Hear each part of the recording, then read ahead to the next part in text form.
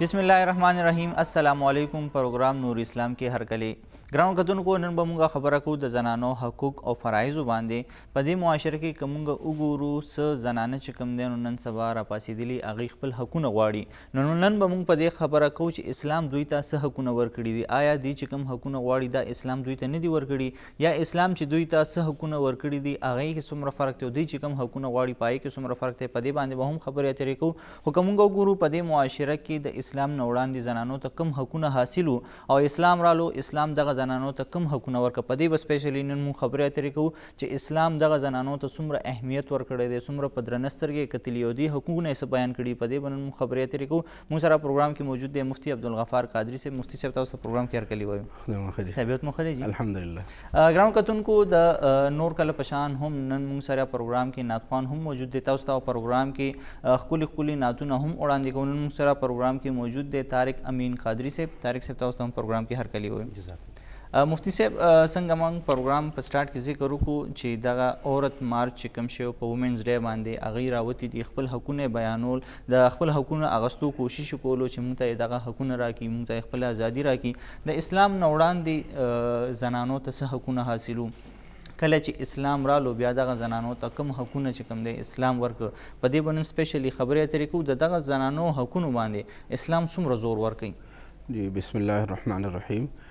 د اسلامي تعلیمات د معاشره هر یو فرد له خپله برخه ورکوي، که هغه نارینه دی، که هغه زنانه دی، که هغه ماشوم دی.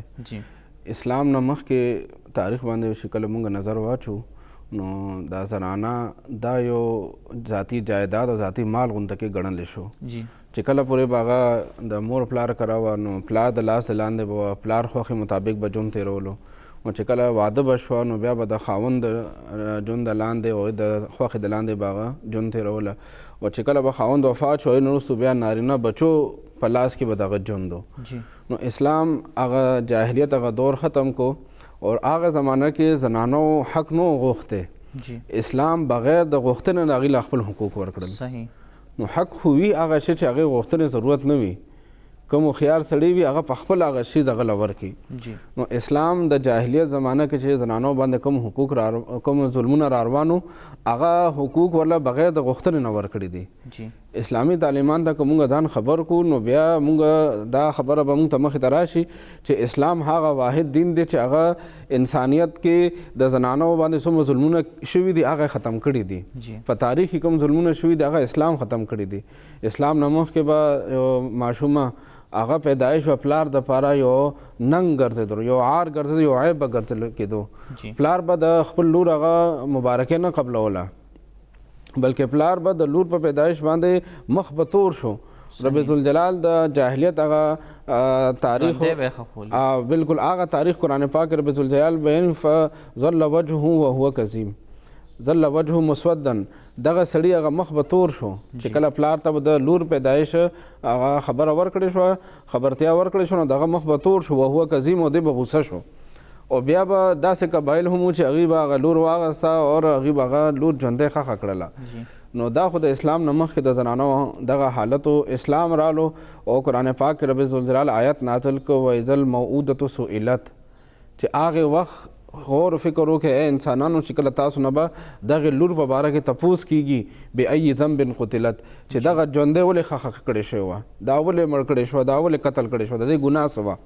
دا خو رب ذوالجلال زنانه پیدا کړه، لور پیدا کړه، پیدا کړې رب ذوالجلال د مور په غېږه کې د بې ګناه د هغې خو څه ګناه نشته، دا ولې قتل کړې شوه. نو اسلام خو دغې ماشومې ته دا حق ورکو چې ټول نه اول اسلام دغه دین و چې هغه دغه خبره لازمه کړه چې پلار باندې دغې لور هغه ژوند حق دی، دغه ژوند هر حق ورکول لور باندې او دغې پلار باندې د لور له لازم دی. دغه پلار دغه لور نشي قتل کولی. که چېرې دغه لور ته دې نقصان رسي نو رب ذوالجلال به دغې پلار نه قیامت پر ورځ باندې تپوس کوي. نو ټول نه اول حق چې اسلام ورکړ هغه د ژوند حق دی. چې څنګه زوی له د ژوند حق ورکول کېږي، زوی ته نقصان نه ورکول کېږي، هغه ته څوک سخته خبره او تکلیف نه ورسوي، نو دغه طریقې باندې به دی به لور له هم تکلیف نه ورکوي، لور به هم نه په عذابوي، لور له به هم د ژوند هغه پوره حق ورکوي. نو اسلام ټول نه اول حق چې هغه زنانه ورکړی هغه د ژوند حق دی. جون په حق کې څنګه زوی ته اسلام حق ورکړی دی او اسلام نه مخکې جاهلیت دور کې هم خلکو د زوی هغه پیدایش به ځان دپاره د خوشحاله او د یو فخر باعث ګرځولو او فخر یو خبره ګرځولو دغه شانته اسلام لور هغه جون هم د پلار دپاره د جنت تتلو یو اسانه لاره وګرځوله چې د زوی په باره کې دا خبرې نشته چې د زوی په تربیت باندې د زوی په خیال ساتلو باندې د زوی په تربیت باندې د زوی ضرورت پوره کول باندې به خدای پاک چې دی هغه پلار له جنت ورکړي. زما په علم کې داسې آیت مبارکه یا حدیث پاک نشته، خو د لور په باره کې دغه تعلیم ورکړی شو چې چا دوه زامن دوه لوریانې یا درې لوریانې یا دوه خویندې یا درې خویندې د هغې تعلیم او تربیت خیال وساتلو او بیا هغې واده کړی نو الله جل شانه دغه پلار دغه ورور به دغه لور او خور د وجه نه جنت ته داخل کړي. نو دغه لوریانې چې کوم د اسلام نه مخکې د پلار دپاره د ورور دپاره د جهنم تلو لاره ګرځېده، اسلام دغه زنانو له دا حق ورکړ چې دغه زنانه د وجه نه پلار او ورور ډېر په اسانتیا باندې اوس جنت ته تللی شي. مخکې جهنم ته روانو لور د وجه نه د خور د وجه نه، اوس اسلام دا حق ورکړو چې دغه لور دغه خور ستا د جنت ته تلو یو ډېره اسانه لاره ده. د دې حق ادا کړه، د دې خیال وساته، د دې ضروریات پوره کړه، د دې له سهولیات ورکړه، نو دې باندې به رب ذوالجلال تعالی په ډېر آسان باندې هغه جنت هغه لوی نعمت درکړي.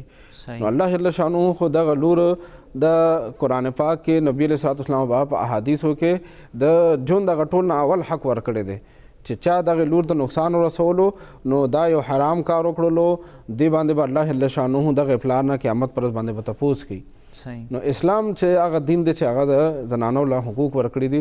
که چېرې مونږ نن په معاشره کې دا بعضې زنانه خپل حقوق دپاره هغه مارچ کوي هغې دغه خبرې کوي، نو یاد ساتئ اسلام دغه مارچ نه مخکې، اسلام د دغه مطالبې نه مخکې بغیر د مطالبې نه دغه حق ورکړی دی. اسلام فطرت انسانی فطرت دغه خبره تقاضا کوي چې حقدار له هغې حق ورکړه، او اسلام چې د دین فطرت دی د انسان ضروریات او دغه د حاجاتو خیال ساتي، نو اسلام مخکې نه دغه حقوق ورکړي دي. که نن معاشره کې مونږ ګورو چې یو کلي یو علاقه یو معاشره په یو کور کې زنانو باندې ظلم زیاتی کیږي، نو یاد ساتئ دا دغه سړي دغه پلار دغه ورور دا د ظلم دی.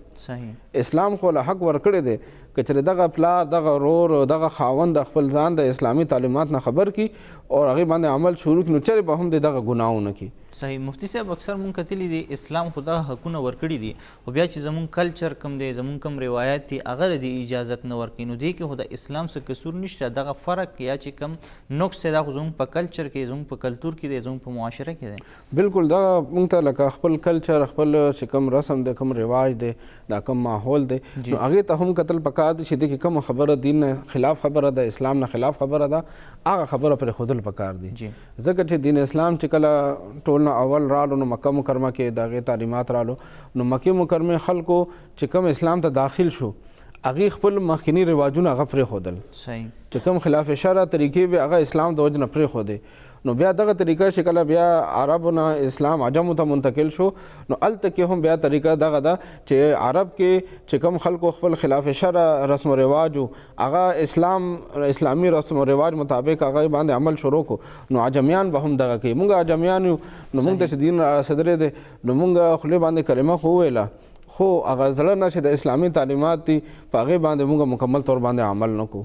او دغې خبرې طرف ته شاعر مشرق یو شعر کې اشاره هم کړې ده چې مسجد تو بنا دی شب بھر میں ایمان کی حرارت والوں نے، من اپنا پرانا پاپی تھا برسوں میں نمازی بن نہ سکا. چې هغه ایمان اور ښه عمل خو مونږ هغه اقرار اور خولې باندې وینا خو مونږ په لږ ساعت کې وکړو چې دا کار به مونږ کوو، خولې باندې خو مونږ مؤمنان شو، خو عملي طور باندې چې د ایمان هغه کم تقاضي دي د ایمان هغه کمې خبرې دي چې په هغې باندې عمل کول پکار دي، هغه په کالونو کې هم خلک هغې باندې عمل نه کوي. صحیح مفتی صاحب، په دې به خبرې اترې جاري ساتو. دا هم سره یو کالر هم دی. جی السلام علیکم، څوک خبرې کوئ د کوم ځای نه؟ وعلیکم السلام. جی څوک خبرې کوئ، څه به ویل غواړئ؟ شازیبا مې خبرې کوم د پېښور نه. جی جی روی څنګه ښه خیریت دی جی، ستاسو سوال څه دی جی؟ ما خو د تایرویډ مې دا سوال مې چې د دې پر وظیفه راکړي او بل مې خوب مې کتلی دی جی چې داسې د امرتانې په باغ کې ګرځم امرتونه راغونډوم که نه، او دغه وظیفې مې کولې هغه مې تره مې راغلی هغه را توره چای غواړي چې توره چای څښه.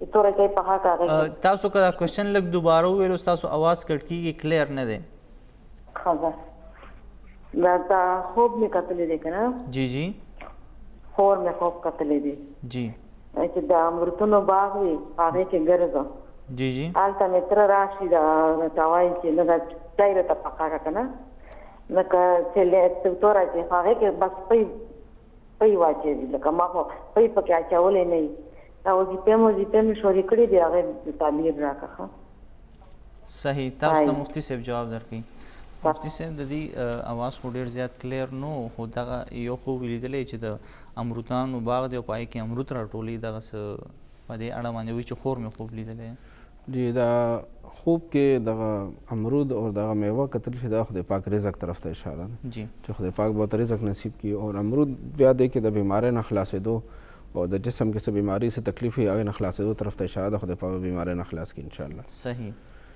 مفتی صاحب په زنانو په حقونو باندې مونږ خبرې کولې د دغه د ژوند نه پس چې کوم دی نو تعلیم راځي مونږ اکثر کتلی په تعلیم په اړه باندې چې زنانو لپاره ډېرې هلې ځلې کې کوششونه هم رواني چېرې دغه زنانو ته چې کوم دی مونږ تعلیم زیاتر ورکړو د هغوی د شرع کې اضافه وشي تعلیم په اړه باندې اسلام څه وایي اسلامي تعلیمات د تعلیم په اړه باندې هم ښه واضح دي اسلام نه مخکې به زنانو هغې دومره تعلیم او تربیت هغې پویولو هغه ماحول نه و جوړ نبي علیه صلات اسلام آباد ټول ناول د خپل کور نه شروع کړله او دې مبارک خپل بیبي مبارکه سیده عائشه صدیقه رضی الله تعالی عنها مبارکه هغې مبارکې ته نبي صلی الله علیه ټول نه زیات د زنانو امورو او د دین هغه خبرې وښودلې او بیا یو روایت کې راځي نبي علیه صلات اسلام مبارک فرمایل چې د دین ډېرې خبرې زما دغې بیبي نه تاسو زده کړئ نو صحابه کرام به وروستو راتلل د نبي صلی الله مبارک وفات نه وروستو او د بیبي مبارک نه به د مسلې تپوسونه کول هغې مبارک به بیا جواب ورکول پرده کې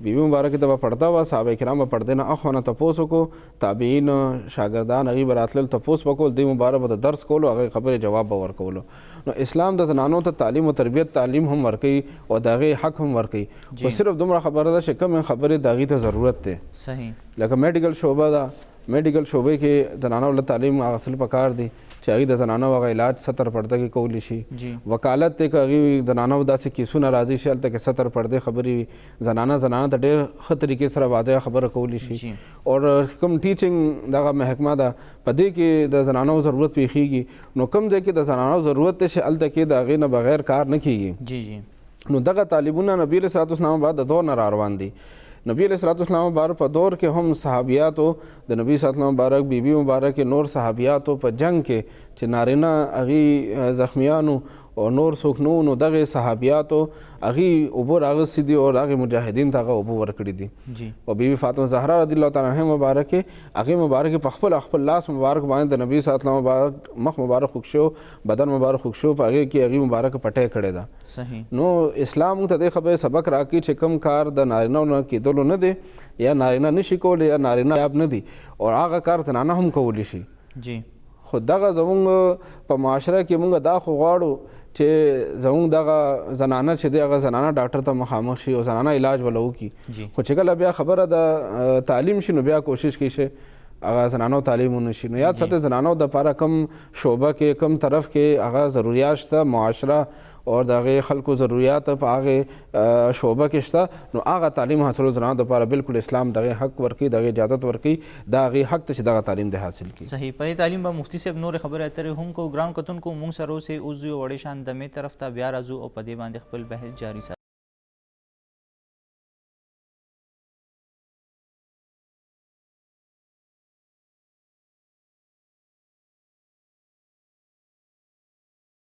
ګرانو کتونکو پروګرام کې یو ځل بیا هرکلی نن مونږ خبره کوو د زنانو حقوقو او د هغوی په فرایضو باندې چې اسلام دغه زنانو ته څه حقونه ورکړي دي د اسلام نه وړاندې زنانو ته په دغه معاشره کې څه حقونه ترلاسو آیا اسلام چې هغوی ته کوم حقونه ورکړه دا دوی ته د اسلام نه مخکې ترلاسو دوی په دې معاشره کې داسې آزاد ژوند کولی شو که نه هغوی خپل حقونه اخیستی شو په دې باندې نن خبرې اترې زموږ روانې دي که تاسو هم په دې اړه باندې څه کوېسچنز دي تاسو مونږ ته لایف کال کولی شئ مفتي صاحب مونږ سره پروګرام کې موجود دی هغوی به ستاسو سوالونو جوابونه درکوي مفتي صاحب د بریک نه وړاندې مونږ خبره کوله تعلیم لحاظ سره د زنانو اسلام دغه حق ورکړی دی زنانو ته، خو مونږه که دغه خپل چاپیرچل او معاشره کې وګورو نو اکثر د زنانو په تعلیم باندې تنقید کیږي. کله چې هغه یونیورسټۍ ته ځي، کله چې هغه کالج ته ځي یا سکول ته ځي، خلک چې کوم دی نو پای باندې سوالونه اوچتوي، ګوتې پورته کوي. ورو ورو زموږ معاشره هم بیلډ کیږي، دغه طرف ته خلک روان دي، کوشش کوي او توجه هم ورکوي د زنانو دغه تعلیم ته. خو بیا هم څه خلک داسې شی چې هغوی تنقید کوي، بیا د دغه تنقید والا که چېرې د دغه خپل لور خور مور که علاج کوي نو هغوی هم دغه خواهش شي چې موږ دې لاړ شو زنانه ډاکټرې له، تکړه ډاکټرې له لاړ شو، او هغه ډاکټره چې هغې د بهر ملک نه سبق ویلي، بهر ملک کې تلي، هلته یې ښه ډاکټري کړي، بیا دلته راغلي. دغه ډبل مایند موږ ولې ساتو چې یو خوا خو موږ تنقید کوو، بل خوا د خلکو نه دغه امید او مطالبې هم ساتو؟ جی اسلامی تعلیمات نه چې انسان ځان خبر کړي نو بیا دغه خبره ذهن ته نه راځي چې کله خلک د اسلام نه ناخبره وي نو هغوی بیا دا خبرې کوي. اسلام چې زنانو له د تعلیم حق ورکړی دی نو بیا هغې کې دا خبر نه کول پکار چې سکوله پورې تعلیم یا کالج پورې یا یونیورسټۍ پورې، خو صرف خبره دغه ده چې هغې د تګ راتګ یونیورسټۍ تعلیم حاصلول یا کالج یا سکول هغې کې ستر پردې خیال وساتلی شي او هغه پروفیشن او هغه شعبه هغه زنانه ځان دپاره خپل کی چې کوم ځای کې د هغې د وجې نه معاشرې ته د نور زنانو ته ضرورت وي، د هغې حاجت وي، د هغې پیښه راځي، هغه پروفیشن ځان دپاره د خپل کی چې کوم ځای کې د زنانه ضرورت دی. اوس چې کوم ځای کې د زنانو ضرورت نه وي هلته کې ورتلل یا د اسلام چې کوم تعلیمات ورکړي، کوم قواعد بیان کړي چې ستر پرده کې وي یا زموږ په بعضې تعلیمي ادارو کې هغه کو ایجوکیشن وي، نو یاد ساته چې کو ایجوکیشن اسلام تعلیم اجازت ورکوي خو کو ایجوکیشن نه ځان ساتل پکار دي. ځکه چې نبي علیه صلات وسلام بعد زمانه کې به نبي صلی الله علیه وسلم تعلیمات او هدایات هغه صحابه کرام ته ورکول. بیا یو ځل صحابیات او زنانو عرض وکړو چې تاسو نارینو له تعلیم ورکوئ، موږ ته هم تاسو ټایم راکړئ. نو نبي علیه صلات وسلام هغې دپاره بیل ټایم مقرر کړو. صحیح. زنانو له نارینو نه بیل ټایم مقرر شو، هغه ټایم کې به هغې صرف زنانو ته تعلیم ورکولو. نو اسلام تعلیم نه منې نه کوي، خو تعلیم دپاره کم طریقه کار کم قواعد پکار دي چې په هغې کې د زنانو ستر پرده او د هغې د حیا هغې خیال وساتل شي او چې کوم غرض او مقصد دی چې تعلیم حاصل هغه غرض مقصد پوره شي. چې زنانه خپل ځان هغې پروفیشن باندې هغې تعلیم باندې ځان خبر کړي او بیا د معاشرې یو ښه فرد جوړ شي، یو ښه حصه جوړه شي او بیا معاشرې ته فایده ورسي. نو دغه اسلام هغه سبق دی، دغه مقصد دی. نو دا بیا کوشش حکومت له داسې پکار دی چې داسې تعلیمي ادارې جوړ کړي چې په هغې کې نارینهو ته نارینه سبق ښیي او زنانو دپاره هغې بیا زنانه سټاف وساتلی شي. بیل کو ایجوکیشن کې مونږ معاشره کې ګورو چې مختلف مسایل هغه خلکو ته پیښیږي، هغه په 100 کسانو کې یو لږ پکې روانې وکړي نو هغه 100 زنانو ته هغې ته بیا مسلې پیښ شي. نو هغې پلاران، هغې هغه مشران، هغې بیا خپل لوریانې هغه بیا ادارو ته نه لیږي. نو تعلیم نه اسلام منې نه کړي، خو تعلیم دپاره کوم حدود دي، کوم قوانین دي، هغې خیال وساتلی شي. صحیح. ګرانو کتونکو زموږ دا خبرې اترې به جاري وي. اوس یو وړې شان دمې طرف ته موږ سره اوسئ.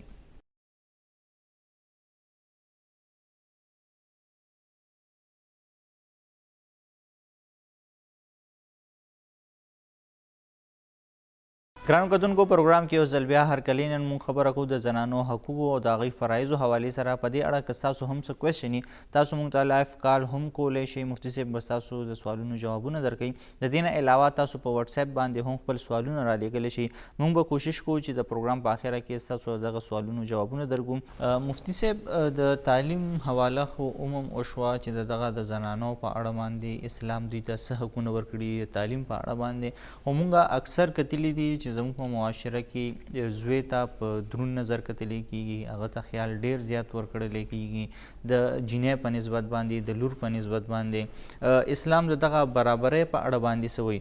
بل د دې نه علاوه خلک د وراثت په اړه باندې هم دا سوال پورته کوي چې جینۍ ته نیمه حصه ولې ورکړی کېږي؟ آیا دې ته هم پوره حصه نه ده پکار؟ جی دی چې کوم د برابرۍ خبره ده بطور انسان اسلام لور له زوی سره برابرۍ حصه ورکړې ده. بطور انسان لور چې د هغه زوی سره برابر ده. اولاد په حیثیت باندې پلار چې دی دغه شانتې حق لور له به هم ورکړي څنګه چې هغه زوی له ورکړی دی.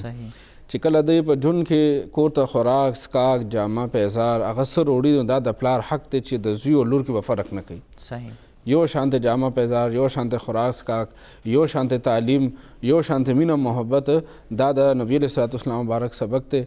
یو حدیث پاک راځي نبی علیہ الصلوۃ والسلام با فرمایي چې چا خپل لور نه ژوندۍ ښخه کړه او نه هغې ته سپک وکتل او نه زوی له په دې باندې ترجیح ورکړلو، زوی ته یو شانت وکتلو، الله جل شانه دغه پلاله به جنت ورکوي.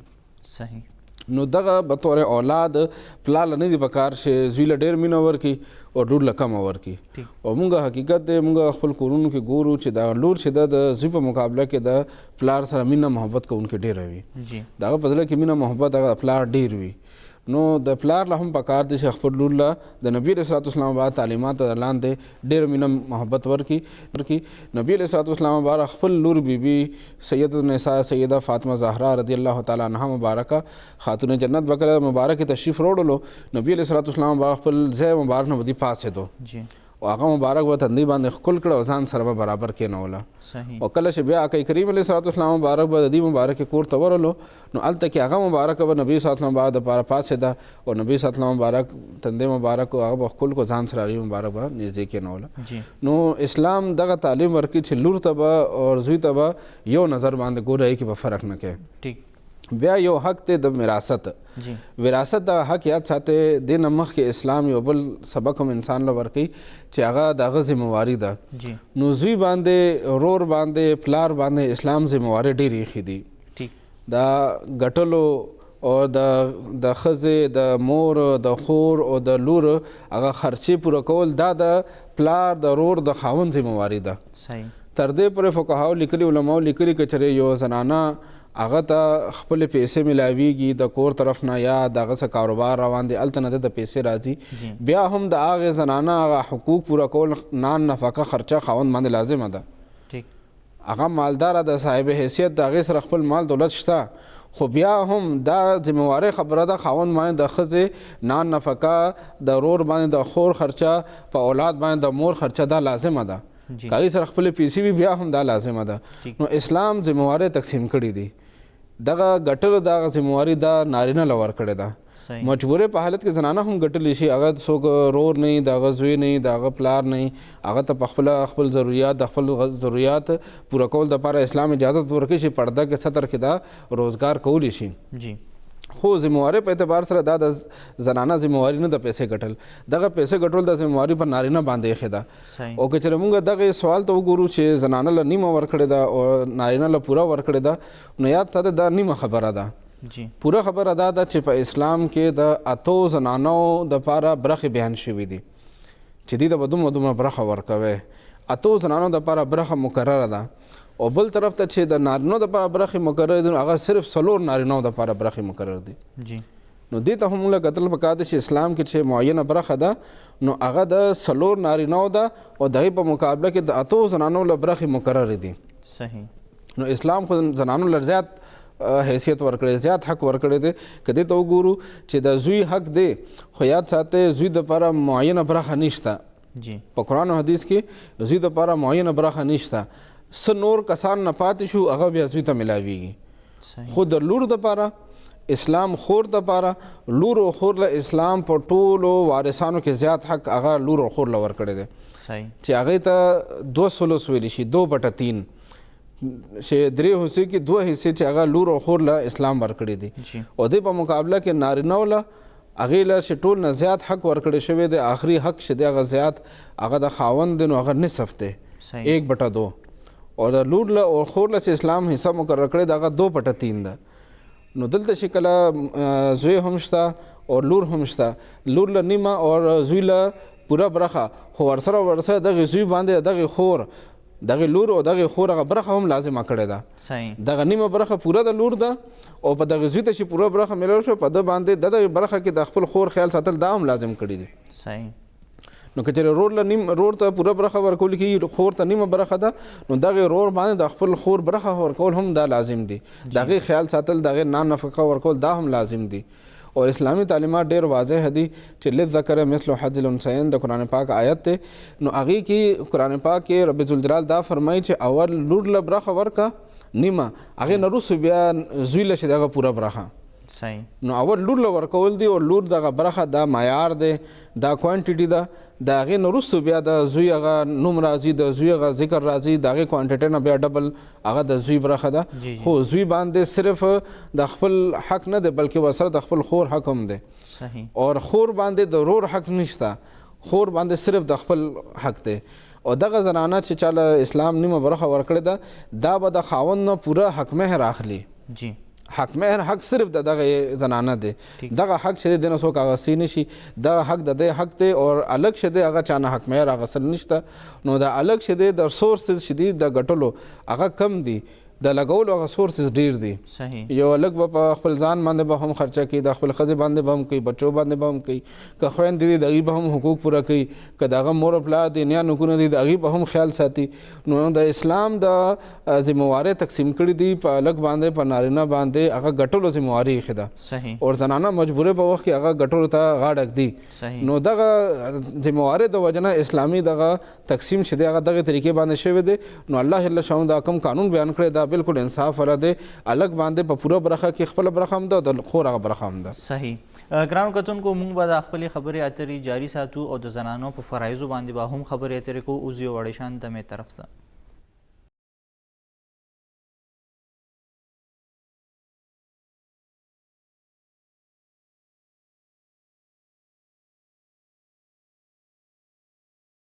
ګرانو کتونکو پروګرام کې یو ځل بیا هرکلی نن موږ خبرې کوو د زنانو حقوقو او د هغوی په فرایضو باندې زموږ خبرې اترې جاري دي. مفتي صاحب پروګرام کې موجود دی، تاسو لایف کال کولی شئ، زموږ پروګرام کې شرکت کولی شئ، موږ به ستاسو سوالونو جوابونه درکوو.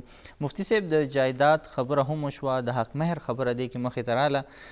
اکثر دغه کیږي چې حق مهر دغه زنانو ته نه میلاویږي، یا که چېرې د دغه مرګ نه پس د دې حق مهر چې کله دغه خاوند ورکوي هغه مړه شوي وي، په دې کې دغه بچو حق بیا شته چې دغه حق مهر د دې بچو ته ملو شي؟ اسلام چې کوم حقوق زنانو له ورکړي دي کې یو حق مهر هم دی. جی. اور حق مهر باره کې اسلامي تعلیمات دا چې دا به نکاح په وخت کې او رخصتۍ نه مخکې ورکول پکار دي. جی. خو زموږ خلکو کې دغه ذهن جوړ دی چې اول خو ذهن کې خلک دا ساتي چې زه به په ښځې باندې معاف کړمه. جی. نو د دې هم ډېر سخت وعید راغلی چې څوک په زوره باندې بای پریشر په زوره باندې ښځې باندې حق مهر معاف کړي، د دې هم ډېر سخت وعید راغلی، ډېر سخته ګناه ده. او بل بعضې خلک وي چې وروستو به ورکړو، کله وشو بیا به ورکړو. نو یاد ساتئ حق مهر دومره تړل پکار دی چې انسان واده په وخت کې ورکولی شي. صحیح. یا واده نو نږدې وخت کې ورکولی شي. دا د زنانو حق دی، اسلام دې له ورکړی دی. او چې کله بیا زنانه مطالبه وکړي هغه وخت کې ورکول بیا فرض دی. نو که خدای دې نه کړي دغه خاوند یا زنانه دې کې یو کس وفات شو یا یو کس ته پکې طلاق وشو، نو بیا به دغه حق مهر چې کوم تړلی دی واده نه وروسته دغه ورکول دغه وخت بیا لازم دی. که چېرې زنانه وفات شو حق مهر خاوند نه دی ورکړی نو دا خاوند باندې قرض دی. صحیح.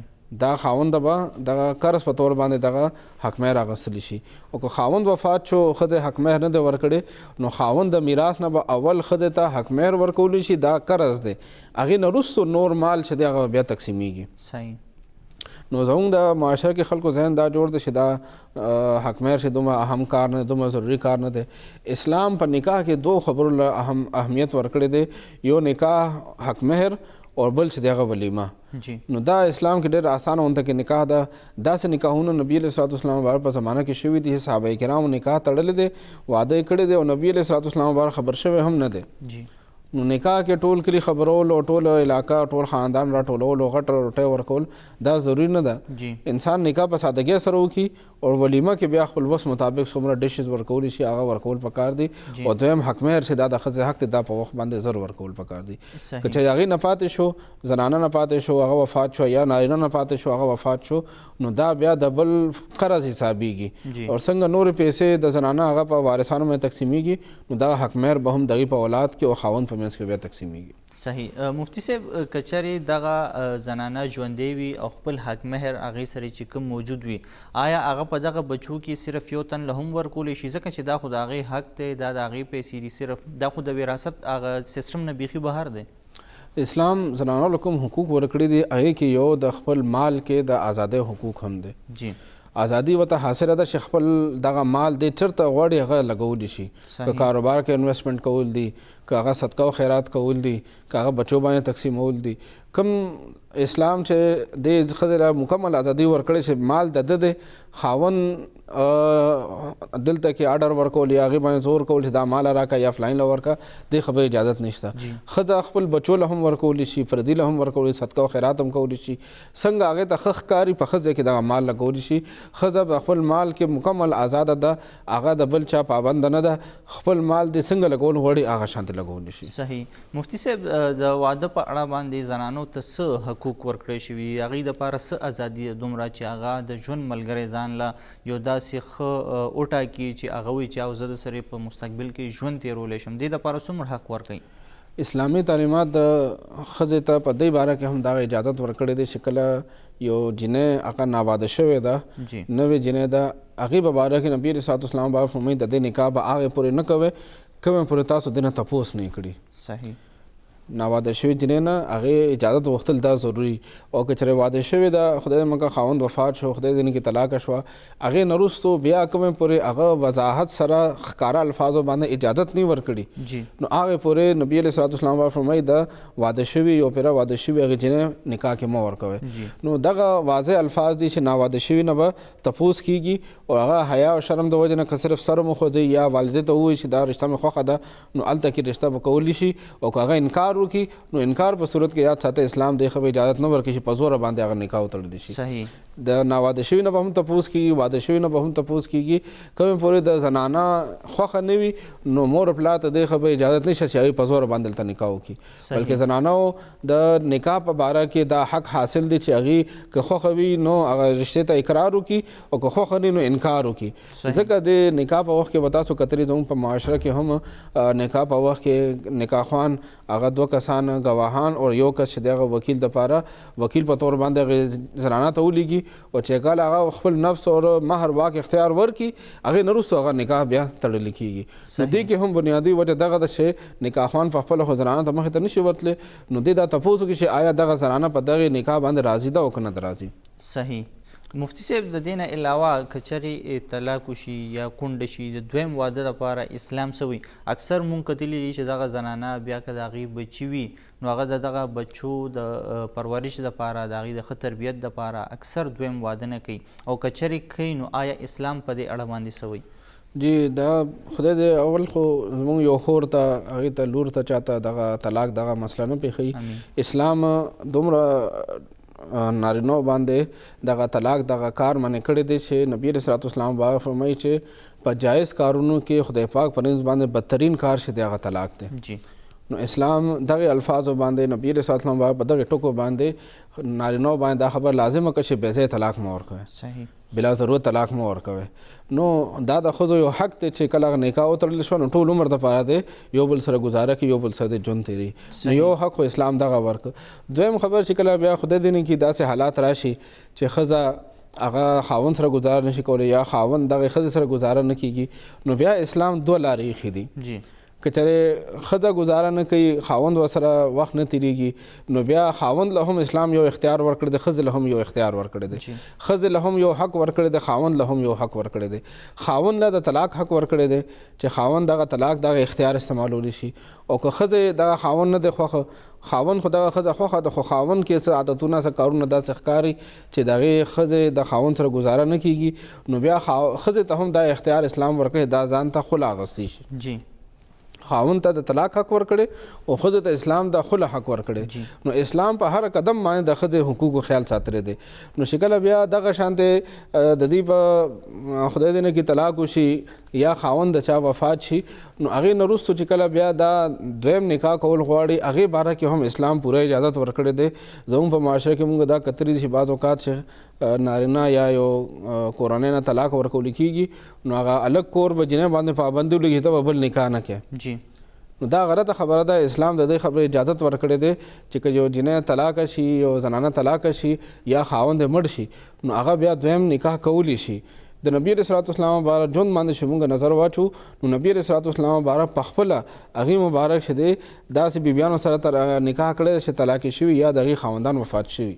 صحیح. नबी सल्लल्लाहु मुबारक अवल बीबी मुबारक चवा सैयदुन्निसा सैयदा खदीजतुल कुबरा रदियल्लाहु ताला अन्हा मुबारक आगा मुबारक हम मख के गी बल खावन सर निकाह शो खावन वफात शो तलाक शो अगे नरुस्तो ब्यादी मुबारक द नबी सल्लल्लाहु मुबारक पर निकाह के राला और बल जऊं व मास्टर के दा घटा खबर दा घटा ऐब गणली शी जिने दा अलग दा उम्र के ज़्यादा भी नागा मोर अगा ख्वाखे छदे दा से जिने न ख्वाखे जी पागी भी शिदा होता ना मशरा दादा अस्तादा मोर पर उम्र के दा नो दा गलत खबरी दी नबी अलैहिस्सलातु वस्सलाम मुबारक निकाह पर की उम्र 25 साल और द सैयदुन्निसा सैयदा खदीजतुल कुबरा रदियल्लाहु ताला अन्हा मुबारक 40 साल उम्र सही नो इस्लाम द दे खबे इजाज़त वर्कई नो मूल खपल ख्वाहिशात और खपल रस्म रिवाज द वजना अगा जायज़ कार मने को न दी पकार सही को सोग दाकार कोल गवाड़ी नो दे नमख के द नबी अलैहिस्सलातु वस्सलाम बार तरीका शता दे नो दे कार के स नारवा तो वो ना जायज़ निश्ते दे सही मुफ्ती साहब साजो हम ढेर ज़्यादा शुक्रिया मनना प्रोग्राम की शिरकत को तारिक अमीन साहब साजो हम ढेर ज़्यादा मनना मुंगतम प्रोग्राम के खुलिनात शरीफ वरान को ग्रानो कतन को दाव दनन और अज प्रोग्राम पकम के चिमुंगा द जनानो प हकुन और दागी प फराइज बांधे खबर अतरू की च इस्लाम न उड़ान दी जनानो ता कम हकुन च कम देनो अगा तरलासो बिया च कल इस्लाम रालो नो दगा जनानो ते सुमरा अहमियत वर को दागी सुमरा हकुन आगी बयान करी दी पदे बांधे मुफ्ती साहब च कम दे ढेर तफसीली खबर अतरू की जमुन द प्रोग्राम वक्सर तरसी इजाजत वाड़ू द अल्लाह पामान।